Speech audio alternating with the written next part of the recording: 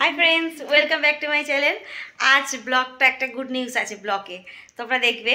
আর আমরা ওখানেই যাচ্ছি, গিয়ে তোমাদেরকে দেখাবো যে আজকে আছেটা কি। তো আমরা সবাই রেডি হয়ে যাচ্ছি, বেরিয়ে যাচ্ছি। আর এই বেরিয়ে গেলাম।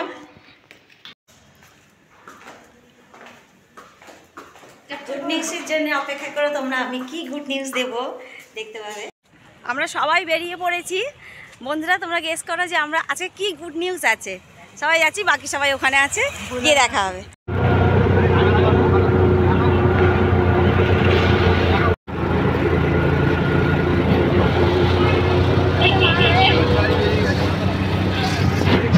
এত খুশি হয়ে এলাম, কিন্তু এসে দেখছি না, নাসিমামটা ভুল নাসিমায় চলে এসেছি। তো খুব রাগ হচ্ছে, কারণ ওরাই আমাদের অ্যাড্রেস দিয়েছিল, কিন্তু ওরা সেখানে গিয়ে বসে আছে, আমাদের এখানে রেখে গেছে।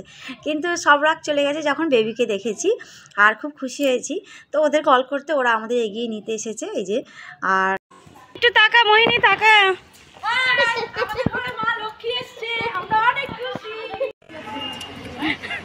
এইটা হ্যাঁ,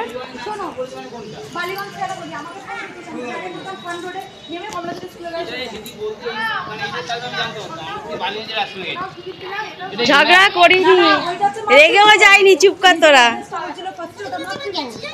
সবাই মিলে আমাকে মিষ্টি খাওয়াও তাড়াতাড়ি। দেখি সকাল থেকে বসে থেকে কিরকম অবস্থাটা হয়েছে। আমরা অনেক খুশি।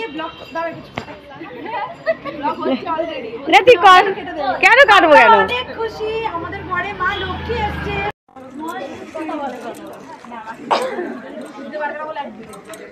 উর্মিলাকে দেখতে এলাম, ও তো সিজারে বাচ্চা নিয়েছে, ভাবলাম ওর হয়তো কষ্ট হবে না, কিন্তু না, অ্যাকচুয়ালি মা হওয়ার যন্ত্রণাটা কোনো মতেই এড়ানো যায় না, সেটা সিজারে হোক চাই নর্মালে। এবার তোমরাই ঠিক করো, বাচ্চা সিজারে নেবে কি নর্মালে নেবে। কারণ নর্মালে হয়ে যায়, বাচ্চা হওয়ার পরে যন্ত্রণা কমে যায়, কিন্তু সিজারে বাচ্চা হওয়ার পরে যন্ত্রণা এত হয়, সেটা খুব তাড়াতাড়ি কমে না, অনেকটাই টাইম লাগে। তো এই প্রথম বাচ্চাটা উর্মিলার, 3টে পরপর বাচ্চা রাখা আছে, আমার খুব ভালো লাগে। ব্লগটা এখানেই শেষ। ভালো লাগলে লাইক শেয়ার কমেন্ট করো, সাবস্ক্রাইব করো, পাশে থেকো। Bye, thank you.